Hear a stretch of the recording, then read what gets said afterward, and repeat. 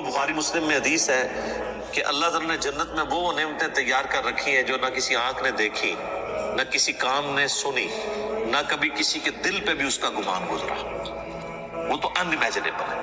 یہ صرف متشابہات ہیں، چیزیں ملتی جلتی چیزیں دنیا میں، صرف بات سمجھانے کے لیے۔ اور دنیا کی نعمتیں تو فنا ہونے والی ہیں، لیکن ان نعمتوں کے ساتھ آ رہا ہے وَهُمْ فِيهَا خَالِدُونَ، وہ رہیں گے ہمیشہ ہمیشہ اس کے اندر، نہ ختم ہونے والی نعمتیں۔ اچھا، دنیا میں کوئی بڑے سے بڑی بھی نعمت ہے نا، وہ اچھی انسان کو لگتی ہے، لیکن جیسے ہی اس کے چھوٹ جانے کا خیال آتا ہے تو دل کے اوپر غم کا غلبہ ہو جاتا ہے، اور جنت میں غم نہیں ہے، اس لیے جنت میں ہمیشہ کی نعمت ہے۔ بخاری اور مسلم کی حدیث ہے کہ میدان محشر میں لا کے مینڈے کی شکل میں موت کو قتل کیا جائے گا، اور جب بلایا جائے گا تو باقاعدہ ایک یعنی ندا کی جائے گی، جہنمی جو ہے جہنم کے کنارے پہ آ جائیں گے، اس خوشی کی وجہ سے کہ شاید ہمارے نکلنے کے لیے کوئی اب سبب ہونے لگا ہے، اور جنتی جنت کے کنارے پہ آئیں گے اس ڈر کے ساتھ کہ ہمیں کہیں جنت سے نہ نکال دیا جائے۔ تو پھر اللہ تعالیٰ موت کو مینڈے کی شکل میں لا کے وہاں پہ ذبح کرے گا، اور پھر کہا جائے گا کہ جنتیوں کے لیے خوشخبری ہے کہ انہیں کبھی موت نہیں آئے گی، اور دوسری طرف جہنمیوں کے لیے ہمیشہ کا غم ہے کہ ان کو بھی موت نہیں آئے گی۔ قرآن میں آتا ہے سورہ فرقان میں، آج ایک موت نہیں کئی موتیں مانگو، موت نہیں تمہیں آئے گی، ہزاروں موتیں مانگو، موت نہیں آنے کی، کیونکہ موت آ جائے تو پھر تکلیف ختم ہو جائے، لیکن وہاں پہ موت نہیں آئے گی۔ اللہم اجرنا من النار، اللہم اجرنا من النار، اللہم اجرنا من النار، آمین۔ اللہم من احییتہ منا فاحیہ علی الاسلام، ومن توفیتہ منا فتوفہ علی الایمان، آمین۔ صحیح مسلم میں ایک حدیث ہے کہ جب جنتی جنت میں داخل ہونے لگیں گے تو ان کو ایک ندا کی جائے گی، جاتے ہی خوشخبری ملے گی، تمہارے لیے مبارک ہے، آج کے بعد تمہیں کبھی موت نہیں آئے گی، تم ہمیشہ زندہ رہو گے، آج کے بعد تمہیں کبھی بدحالی نہیں آئے گی، تم ہمیشہ خوشحال رہو گے، آج کے بعد تمہیں کبھی بڑھاپا نہیں آئے گا، تم ہمیشہ جوان ہی رہو گے، اور آج کے بعد اللہ تم سے کبھی ناراض نہیں ہوگا، ہمیشہ راضی رہے گا۔ یعنی دنیا میں تو سب سے بڑی اہل ایمان کے لیے ٹینشن ہی یہی ہے نا کہ میں نے یہ کیا تو ناراض نہ ہو جائے۔ جنت وہ جگہ ہے جہاں کچھ بھی کر لیں اللہ ناراض نہیں ہوگا، ہر وہ چیز جو دنیا میں بھی جرم تھی وہاں جا کے وہ جرم نہیں رہے گی۔ دنیا میں مرد کے لیے سونا پہننا حرام ہے، اور جنت میں سونے کے کنگن پہنائے جائیں گے، ریشم کا لباس پہنایا جائے گا۔ قرآن پاک میں آتا ہے، بخاری مسلم میں درجنوں حدیث ہیں، جسے شوق ہو تو مشکات المصابیح کی 3 جلد میں جنت والا چیپٹر پڑھ لیں تو آپ کو اندازہ ہوگا کہ جنت میں اللہ تعالیٰ نے کیا کچھ رکھا ہے انسان کے لیے۔ لیکن یہ بات اپنی جگہ ہے، ایک حقیقت ہے کہ جنت پہنچنا بڑا مشکل ہے، یہ سب سے بڑا المیہ ہے۔ یہ تو بابوں نے آپ کو ایک خدا کا تعارف کروایا نا کہ جنت تو اپنی جیب ہی چاہے، کتابیں یہ نہیں بتاتی، کتابیں کچھ اور ہی بتاتی ہیں۔ صحیح مسلم میں حدیث ہے کہ اللہ تعالیٰ نے جنت کو ناگوار چیزوں سے ڈھانپ رکھا ہے، یعنی جنت تک پہنچنے کے لیے کئی ناگوار چیزوں سے آپ کو گزرنا پڑے گا، پھر جنت آئے گی۔ اور جہنم کو اللہ تعالیٰ نے خوشنما چیزوں سے ڈھانپ رکھا ہے، یعنی ہر اٹریکٹ فل چیز دوزخ کی طرف لے کے چلی جائے گی۔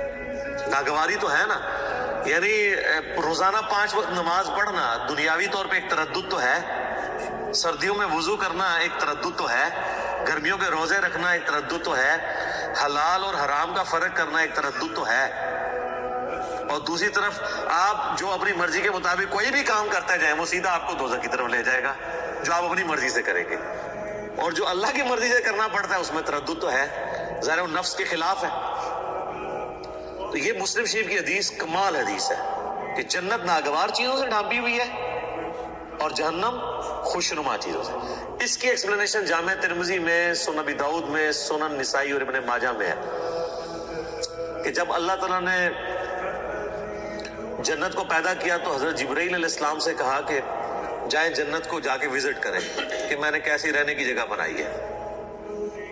جب حضرت جبرائیل علیہ السلام جنت گئے اور اس کی خوبصورتی دیکھی تو اللہ تعالیٰ نے کہا کہ جبرائیل کیسا پایا جنت کو؟ انہوں نے کہا اللہ تیری عزت کی قسم کوئی بندہ ایسا نہیں ہوگا جو اس میں جانے کے لیے جان دھڑ کی بازی نہ لگا دے، کیا زبردست جگہ تُو نے بنائی ہے۔ اللہ نے فرمایا اچھا، اللہ تعالیٰ نے جنت کو ناگوار چیزوں سے ڈھانپ دیا، کہ مسلم شریف کی حدیث ہے، اور کہا اب جا کے ذرا جنت کو دیکھو۔ جب وہ دیکھ کے آئے تو انہوں نے کہا تیری عزت کی قسم مجھے نہیں لگتا کوئی بندہ جنت میں جانے میں کامیاب ہوگا، اتنا مشکل ہے۔ سر یہ ہے کتابوں کا خدا، یہاں کہتے ہیں نہیں جناب ایک دفعہ بھی پڑھ لیا ایک دفعہ بھی پڑھ لیا، ایک پھیرا ہی لگے گا۔ اور سورہ فرقان میں اللہ تعالیٰ فرماتا ہے کہ جہنم ہمیشہ رہنے کے لیے بھی بری جگہ ہے اور ایک لمحے کے لیے رہنے کے لیے بھی بری جگہ ہے۔ آپ لاکھ کہتے رہے کہ پھیرا لگے گا۔ اچھا یہ پھیرا بھی اس لیے ہم کہتے ہیں کہ ہم نے کبھی اس پھیرے کو امیجن نہیں کیا، آپ کو ادھر بیٹھے بیٹھے امیجن کروا دیتے ہیں۔ اگر کسی شخص کو یہ کہا جائے کہ ایک فجر کی نماز چھوڑنے پہ آپ کو فجر سے ظہر تک ایک ایسے کمرے میں وقت گزارنا پڑے گا جو 10 بائی 10 فٹ کا ہوگا، اس میں 100 کوبرا سانپ ہوں گے، 100 بچھو ہوں گے، 100 اژدہے ہوں گے، لیکن صرف فجر سے ظہر تک بس، تو کوئی امیجن بھی کر سکتا ہے اس کو؟ وہ ان سانپوں کو تو آپ مار بھی سکتے ہیں، تو جہنم کے سانپ کے بارے میں کوئی سوچ بھی سکتا ہے؟ چونکہ ہم نے امیجن نہیں کیا ہوتا اس لیے ایک پھیرے کی بات کرتے ہیں۔ اور یہ تو بہت بڑی میں نے مثال دی ہے، اگر کسی شخص کو کہا جائے نا کہ فجر کی نماز چھوڑنے میں فجر سے ظہر تک آپ کو صرف ایک موم بتی کا وہ چھوٹا سا جو فلیم ہوتا ہے نا اس کے اوپر یوں ہاتھ رکھنا پڑے گا فجر سے ظہر تک، سر 10 سیکنڈ نہیں کو رکھ سکتا، تو یہ کہنا آسان ہے پھیرے والی بات۔ اچھا وہ جو ترمذی ابو داؤد نسائی ابن ماجہ کی حدیث ہے نا، اس میں آگے آتا ہے کہ پھر اللہ تعالیٰ نے حضرت جبرائیل سے کہا کہ جہنم جب پیدا کی فرمایا جہنم کو جا کے دیکھو۔ جہنم دیکھ کے آئے، انہوں نے کہا اللہ تیری عزت کی قسم مجھے نہیں لگتا کوئی بندہ کوشش کرے گا کہ کوئی بھی ایسا عمل کرے کہ دوزخ میں جا کے گرے، یہ تو جگہ ہی ایسی تو نے بنا دی ہے۔ اللہ تعالیٰ نے پھر دوزخ کو، جہنم کو خوشنما چیزوں سے جب ڈھانپ دیا نا، جو مسلم شریف والی حدیث ہے، میں اسی کی ایکسپلینیشن آپ کو دوسری حدیث سے کر رہا ہوں۔ یہ سر کتابوں کا دین ہے، بابوں کا نہیں ہے۔ تو حضرت جبرائیل علیہ السلام جب گئے واپس آئے، کہا ہے اللہ تیری عزت کی قسم مجھے نہیں لگتا کوئی بندہ جہنم میں جانے سے بچ سکے گا، اتنا خوشنما تو نے بنا دیا، یہ تو سارے ہی جائیں گے جہنم میں۔ اور سب نظر بھی آ رہا ہے، نظر بھی آ رہا ہے، کیا دیندار، کیا بے دین، کیا مسلمان، کیا کافر، آپ کو بغاوت دیکھیں عروج پہ نظر آتی ہے۔ اور جو آپ کو دیندار نظر بھی آ رہے ہیں یہ بھی اللہ نے پردے رکھے ہوئے ہیں، کچھ کے پردے تو ہمارے جیسے لوگوں کے سامنے کھل بھی جاتے ہیں اور ہم آپ کو کھول کھول کے بتاتے ہیں، پھر بھی نہیں آپ کا دماغ کھلا تو آخرت میں تو کھل ہی جانا ہے، اوہ یہ کیا ہوا۔ یہ بڑا سینسٹیو ایشو ہے میرے بھائی۔ تو یہ اللہ تعالیٰ نے جہنم اور دوزخ کا جو معاملہ رکھا ہے، یہ اگر یہ چیزیں نہ ہوتی تو کوئی بھی شخص اللہ تعالیٰ کو رسپانس نہ کرتا۔ میرا یوٹیوب پہ کلپ بھی ہے، خدا انسان کی ضرورت کیوں ہے؟ خدا انسان کی ضرورت ہے ہی اس لیے کہ انسان مر جاتا ہے۔ اگر انسان نے مرنا نہ ہو اور انسان کے اوپر کوئی مشکل وقت نہ آنا ہو، انسان کی ضرورت اللہ کا بھی رہتا ہی نہیں ہے۔ یہ تکلیفیں اور موت، یہی تو ایک تلوار لٹک رہی ہے کہ یار میں نے مرنا ہے، کسی کو منہ دکھانا ہے جا کے۔ آپ ایک لمحے کے لیے امیجن کریں کہ اگر آپ نے مرنا نہ ہو اور آپ کو کبھی کوئی تکلیف نہ آئے، یہ دو چیزوں کی گارنٹی ہو، تو سر نماز کس نے پڑھنی ہے؟ تو یہ ساری دھمکیاں ختم ہو جائیں گی نا پھر دوزخ کی۔ تکلیف نہ آنے کا مطلب ہے کوئی کچھ نہیں کرے گا، موت نہ آنے کا مطلب ہے اپنی زندگی انجوائے کریں گے، اور تکلیف نہ آنے کا مطلب ہے کہ پھر آپ کو کوئی نہ کوئی رزق کے حوالے سے ایشو ہوگا، نہ اور کوئی تکلیف پہنچے گی۔ تو یہ سر دنیا میں پاسبل نہیں، جنت میں ہی ہے۔ لیکن دنیا میں بھی یہ ہو جائے نا تو اللہ تعالیٰ انسان کی ضرورت نہیں رہتا۔ اسی لیے اللہ تعالیٰ نے یہ موت کا الذی خلق الموت والحیات لیبلوکم ایکم احسن عملا رکھا ہوا ہے۔ یہ جو تلوار لٹکائی ہے وہ اس لیے تو لٹکائی ہے۔ تو یہ ساری چیزیں نہ ہو تو انسان کا قبلہ نہیں درست ہوتا۔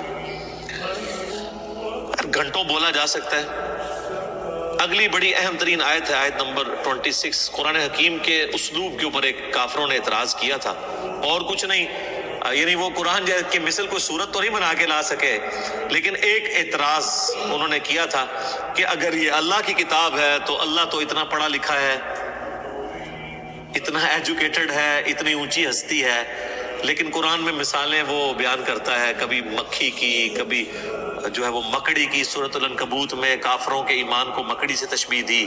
سورہ الحج کے اندر کہا کہ یہ جن کو اللہ کے سوا پکار رہے ہیں یہ ایک مکھی پیدا نہیں کر سکتے، اور مکھی سے کوئی چیز چھین کے لے جائے یہ واپس نہیں لا سکتے. تو اتنی بڑی کتاب میں اتنی حقیر چیزوں کی مثالیں کیوں ہیں؟ تو اس قرآن کا اسلوب کہ قرآن مشکل کتاب نہیں بلکہ اتنی آسان کتاب ہے، عام انسان کے ساتھ بحث کرتی ہے. دیکھ لیں آپ، اس میں کوئی فلسفیانہ باتیں اس طریقے سے نہیں ہیں، موٹی موٹی باتیں ہیں. تو اگر یہ اللہ کی کتاب ہوتی تو بڑی مشکل ہونی چاہیے تھی، علماء سے پوچھ کے چلنا چاہیے تھا. پھر تو یہی کہتے ہیں نا. اور قرآن کم از کم 4 دفعہ سورۃ القمر میں کہہ رہا ہے وَلَقَدْ يَسَّرْنَا الْقُرْآنَ لِلذِّكْرِ فَهَلْ مِن مُدَّكِرٍ. قرآن کو ہم نے نصیحت کے لیے آسان کر دیا ہے، کوئی جو نصیحت حاصل کرے اس سے. تو اتنی مشکل کتاب ہونی چاہیے تھی اگر یہ اللہ کی کتاب ہے. تو اللہ تعالیٰ نے وہ متھ توڑی ہے. ان اللہ لا یستحیی ان یضرب مثلا ما بعوضۃ فما فوقها. بے شک اللہ اس بات سے شرم محسوس نہیں کرتا کہ وہ مچھر کی مثال دے یا اس سے بھی کسی حقیر چیز کی. کیوں؟ اللہ کا مقصد کسی کے اوپر اپنا علمی روب ڈالنا نہیں ہے، اللہ کا مقصد بات سمجھانا ہے. اور بات سمجھانے والا شخص جو ہوتا ہے نا وہ کبھی مشکل الفاظ نہیں استعمال کرتا. لہٰذا آپ یہ علماء کی جب ہم مشکل اردو اور ٹرمز سنتے ہیں نا، واللہ وہ اس نیت سے نہیں تقریر کر رہے ہوتے کہ انہوں نے عوام کو دین سمجھانا ہے، وہ یہ تقریر کر رہے ہوتے ہیں کہ میں اتنی مشکل ٹرمنالوجیز بول سکتا ہوں. اور پھر کہتے ہیں دیکھا جی وہ علامہ صاحب نے بڑے مشکل لفظ استعمال کیے. تو یہ علامہ صاحب نے اللہ کی سنت میں عمل نہیں کیا، اللہ کی اسی لیے تو پھر علماء کو چھوڑ گئی ہے نا پبلک. وہ کہتے ہیں ان کے پاس ہم 1 گھنٹہ بیٹھ کے سنتے ہیں، سمجھ نہیں آتی. علی بھائی کا 5 منٹ کے کلپ میں اتنا کو سمجھ آ جاتا ہے. کیوں آتا ہے؟ عام فہم بات. لیکن میں آپ کو مزے کی بات بتاؤں، یہ عام فہم بات کرنا یہ مشکل کام ہوتا ہے، مشکل باتیں کرنا آسان کام ہوتا ہے. اس لیے آپ دیکھتے ہیں کتنے لائق لوگ ہوتے ہیں، لیکن جب ان کو آپ ٹیچر بناتے ہیں انتہائی نالائق ٹیچر ثابت ہوتے ہیں. کیونکہ ٹیچنگ جو ہے ایک فن ہے، اس کے لیے صرف لائق ہونا کوئی کمال نہیں ہے. اس میں کمیونیکیشن آپ کو سکل چاہیے ہوتی ہے، آپ لوگوں کی سطح پہ اتر کے بات کر سکتے ہو. تو یہ کیپیبلٹی مشکل کیپیبلٹی ہے. آپ یہ نہ سمجھیے گا جو مشکل باتیں کرتا ہے وہ آسان باتیں بھی کر سکتا ہے. آسان طریقے سے بات کرنا یہ زیادہ مشکل ہوتا ہے، اور مشکل طریقے سے بات کرنا یہ زیادہ آسان ہوتا ہے. ان کی کمپیٹنسی بھی نہیں ہوتی ہے. تو اللہ تعالیٰ ماتا ہمارا یہ مقصد نہیں ہے کہ ہم کسی کے اوپر روب ڈالیں گے. یہ کہتے ہیں اللہ نے یہ مثال کیوں بیان کی ہے؟ اللہ اس بات سے حیا محسوس نہیں کرتا. فَأَمَّا الَّذِينَ آمَنُوا، بس جو لوگ بات مان لیتے ہیں، فَيَعْلَمُونَ أَنَّهُ الْحَقُّ مِن رَبِّهِمْ، تو وہ اس چکر میں نہیں پڑتے کہ یہ مکھی کی مثال کیوں آ گئی، یہ مچھر کی مثال کیوں آ گئی. یا میں اپنے بارے میں کرتا ہوں، میں کبھی کوئی مثال کوئی پھکی کی بات کر دی یا ٹنی کی بات کر دی تو بات سمجھانے کے لیے کوئی ایگزامپل کے طور پر بھی بات کر دی. تو جو بات ماننے والے ہیں، سمجھنے والے ہیں، وہ ان چکروں میں نہیں پڑتے الفاظی کے اوپر.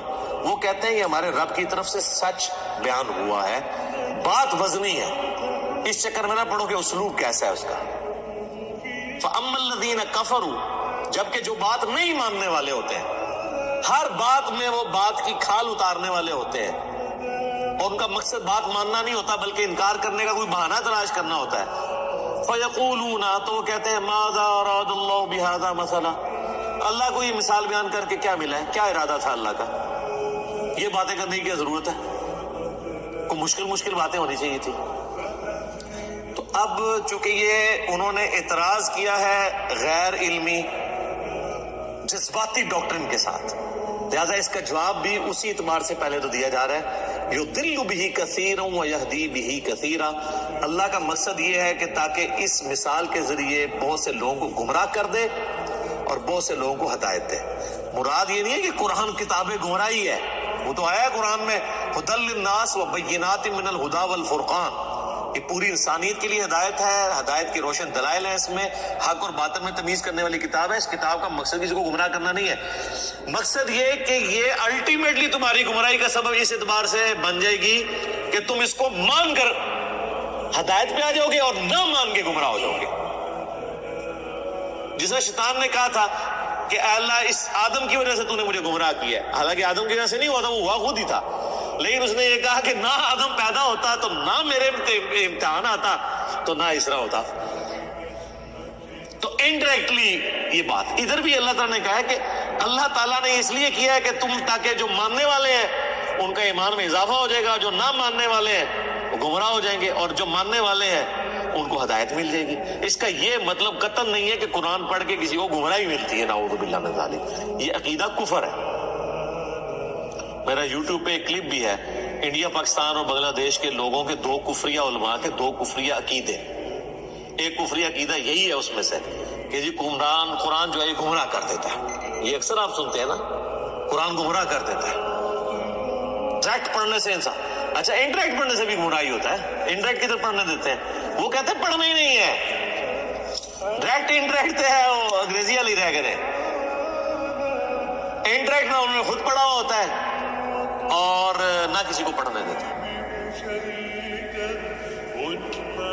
وما يضل به الا الفاسقین، اور اس سے گمراہ تو نہیں ہوتے ہیں مگر وہ لوگ جو نافرمان ہیں، نافرمانی کی روش اختیار کیے ہوئے لوگ ہیں، جو جان بوجھ کے گمراہ ہونا چاہتے ہیں، وہ ان کے لیے قرآن میں پھر گمراہی ہے، کیونکہ جب وہ چاہ ہی رہے ہیں کہ ہم نے قرآن پاک میں نکالنی ہے اس قسم کی باتیں جس سے ہم قرآن سے دور بھاگیں، تو ظاہر ہے پھر قرآن پر انہیں عمل کہاں سے کرنا ہے؟ حتیٰ کہ علماء یہود کے بارے میں سورہ الجمعہ میں آیا کہ ان کی مثال ان گدھوں کی سی ہے، جیسے گدھے کے اوپر کتابیں لاد دی جائیں نا، اس کتاب سے وہ اکتساب نہیں کر سکتا۔ لہٰذا علماء یہود کے پاس پروفیسیز موجود تھیں ان کی کتابوں میں کہ نبی آخر الزمان آئیں گے صلی اللہ علیہ وآلہ وسلم، لیکن ان کتابوں سے انہوں نے اکتساب نہیں کیا تو برباد ہو گئے۔ تو جو کتابوں سے اکتساب کرے اس کے لیے باتیں نہیں کہ وہ گمراہ ہوگا، جو کتاب ہونے کے باوجود اس پہ عمل نہ کرے یا شوکیس میں بس سجا کے رکھے، پڑھی ہوں کتابیں پڑھی ہوئی نہ ہو، وہ گمراہ ہوتے ہیں۔ اسی تو ہم کہتے ہیں کتابوں کا خدا اور ہے اور بابوں کا خدا اور۔